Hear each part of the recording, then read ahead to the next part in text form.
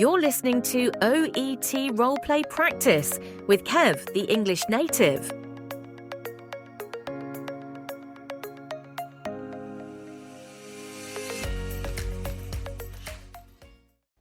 Hello, it's Kevin here. Time for another OET Medicine roleplay. The last two have been for Pharma, and we had some fun nursing, but as always, I'm very busy on italki. If you could see, I get my students from all over the world, doctors, nurses, pharmacists. I had a speech therapist earlier today, doctors from Iran, Turkey, Russia, everywhere, and nurses from China. Anyway, what can I tell you? It's pretty good in terms of business, but not so good in terms of me having time to make these role plays for you, my listeners. Anyway, so this is should be medicine roleplay number 10. As always, there'll be transcripts available, lots of supplementary material. I've been making some new course books, some new phrase banks. I'll be making a video and an episode about those tomorrow. I think I might have time. Anyway, so today's role play is that of a doctor having a consultation with an elderly man who's having knee pain. So he's got some issues with his knees, and the consultation's all about that. You'll hear how the doctor shows empathy, sympathy, incorporating patient's perspective, all those clinical communication skills that you have to master to get a high score for OET. As I say, as always, there'll be links to all the other stuff, videos on YouTube. This will be on YouTube as well as on Spotify. Transcripts, there'll be AI transcripts, so you can do this role play with the AI of your choice.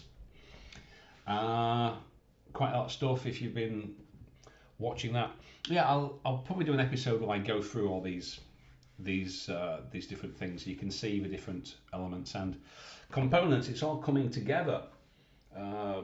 Soon I'll have a complete package and system for speaking and for writing too, but it's taken me time to develop this. Anyway, so just have a listen to the role play, and I'll see you in a minute.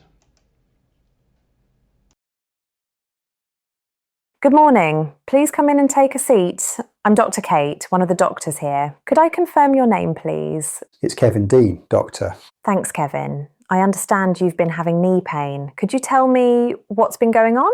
Yeah, it's both knees. It started a few months ago and it's getting worse. I can still work, but by the end of the day, I'm fed up. That sounds really tiring. When did it start, roughly? About 3 months ago. It came on gradually. Is it in both knees equally, or is one worse? Mostly both, maybe the right a bit more. Any pain in your hips or ankles? No. How would you describe the pain? Sharp or more of an ache? More of an ache, with stiffness. When is it worst? It's usually worse later in the day. Mornings are usually okay. Do you get stiffness in the morning? Yes, but only for a few minutes. Any swelling, redness or warmth? Any fevers? No fevers. Sometimes they look a bit puffy, but not hot or red. Any injury or accident before this started? No. I see. Can you tell me, how is this affecting your life? What can't you do now? Well, it's not so bad at work as I have a desk job, but the main thing I miss is gardening. I used to do it every weekend. Now it hurts, so I stop, and it's frustrating. I can understand that.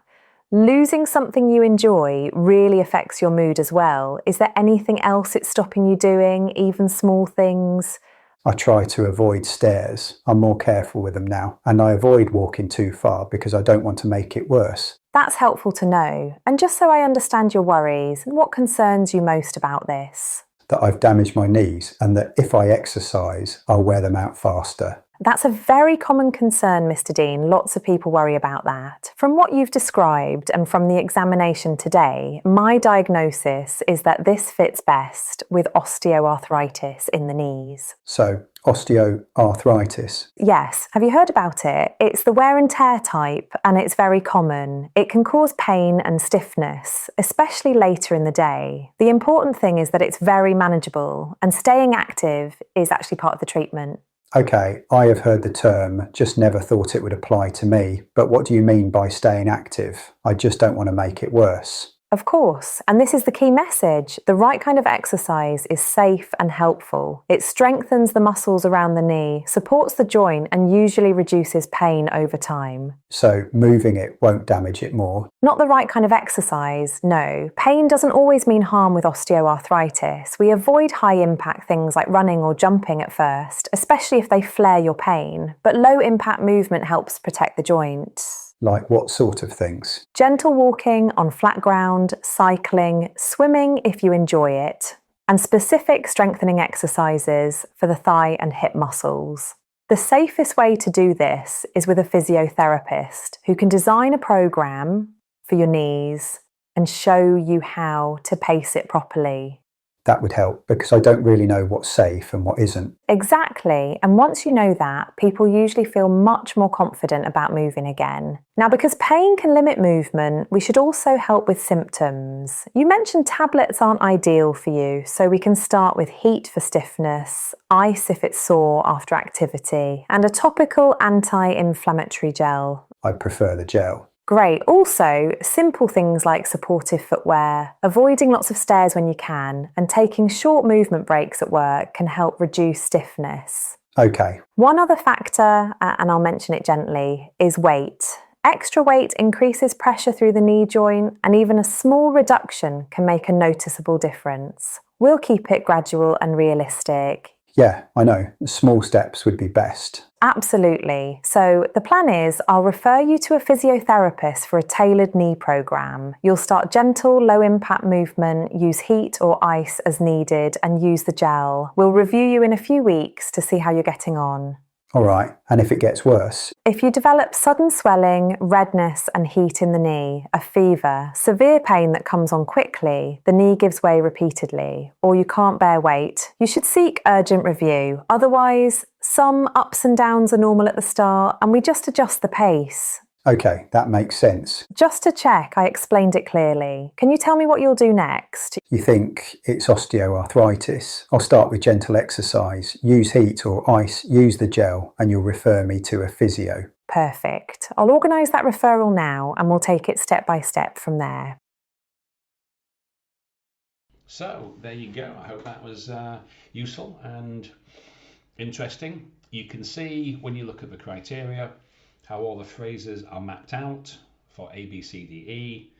Empathy, patient's perspective, providing structure, giving information, gathering information, etc. So, hope that helps. Like I say, transcripts available.